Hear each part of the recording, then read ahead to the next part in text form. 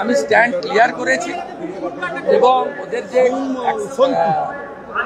8-10 জন মিলে একটা কমিটি এখানে ওরা পরিচালনা করছে, তারা যে ধরনের রিকোয়ারমেন্ট চাইবে, logistic support, physical presence, man power, যে কোনো লিগ্যাল সাপোর্ট, ফলস মামলা হয়েছে কালকের ঘটনায়, সব ধরনের করতে আমরা রাজি আছি, সেটাও আমি আজকে ওদের বলেছি। আপনার কি মনে হয় কার নির্দেশে পুলিশ মারলো? কনফিউশন ছিল কেউ কারো দিল্লি যাওয়ার ব্যাপার নিয়ে, সেটাও আমি উত্তর দিয়েছি যে ব্রাত্য বসুর সঙ্গে কফি, চা, ফিশ ফ্রাই খেয়ে সেটাও যেমন ঠিক নয়, আর আপনারা আঘাত পেয়ে থাকলেও আমি সরি। সাথে সাথে আমরা অভয় আন্দোলন দেখেছি, অরাজনৈতিক করতে গিয়ে রাজ্যের প্রধান বিরোধী দলকে ঢুকতে না দেওয়া, তার পরিণতি আজকে আপনারা দেখছেন। তা আমি বলছি না, অভয়া বোনের বাবা মা বলেছে আমাকে একাধিকবার।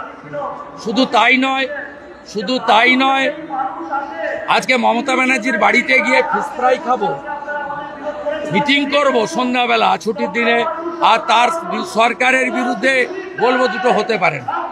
আমাদের আনকন্ডিশনাল সাপোর্ট আছে, আমরা এদের পাশে আছি এবং এই আন্দোলনে যেহেতু ওদের আর রাজনৈতিক লোকেদের ক্ষেত্রে বিধিনিষেধ নেই, পালা করে প্রত্যেক দিনই আমাদের লোকরা আসবে। সুকান্তবাবুও বলেছে ওরা যদি যোগাযোগ করে উনিও আসবেন, এবং আমি এমএলএদেরকে নিয়ে পাটে আসবো এবং এক-আধ দিন রাত্রি যাপনও করব। এদের পাশে আমরা আছি, আমরা নিচে বসেই থেকে। মমতা বন্দ্যোপাধ্যায় দুটো ছবি, নবান্নের প্রতিশ্রুতি দিলেন এবং গতকাল যেভাবে মাথা ফাটালেন, পা ভেঙে দিলেন, বর্বর, অমানবিক। 20 জনের বেশি শিক্ষক শিক্ষিকা আহত, 25 জনের কাছাকাছি। একটা আদিবাসী শিক্ষকের কৃষ্ণকান্তের মতো মেরিটোরিয়াস স্টুডেন্ট, তার না পা ভেঙেছে, স্পাইনাল কর্ড একজনের আহত ভেঙেছে। এ নিন্দার ভাষাটি উল্টে এই গ্রাম থেকে আসা ছেলে মেয়েগুলোর বিরুদ্ধে জামিন অযোগ্য ধারায় একাধিক মামলা করিয়েছে ফলস মেডিকেল করে। এ অন্যায় মেনে নেওয়া হবে না। 9 জন বিধানসভা হবে, এটার সমাধান না করলে বিধানসভা চলতে দেব না। আমি বক্তব্যের জন্য সাসপেন্ড হয়েছি, একাধিকবার সাসপেন্ড হয়েছি। এদের জন্য বিধানসভা থেকে আমাকে যদি সাসপেন্ড করে আমি রাজি আছি। আমি 9 জুন থেকে বিধানসভার অধিবেশন চলতে দেব না বিজেপি বিধায়কদের নিয়ে, এ কথা আমি দিয়ে গেলাম। সঠিকভাবে করা হচ্ছে না,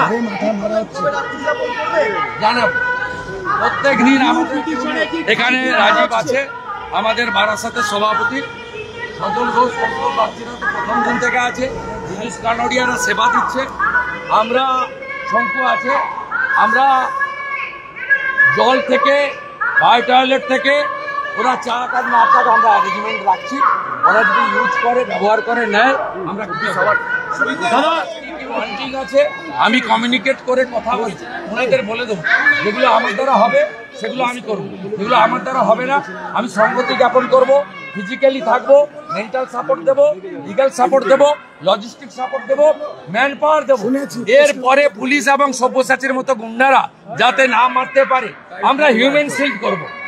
আমরা আগে থাকবো, আমাদের প্রথম মারবে তারপরে ওদের, এগুলো আমরা করবো।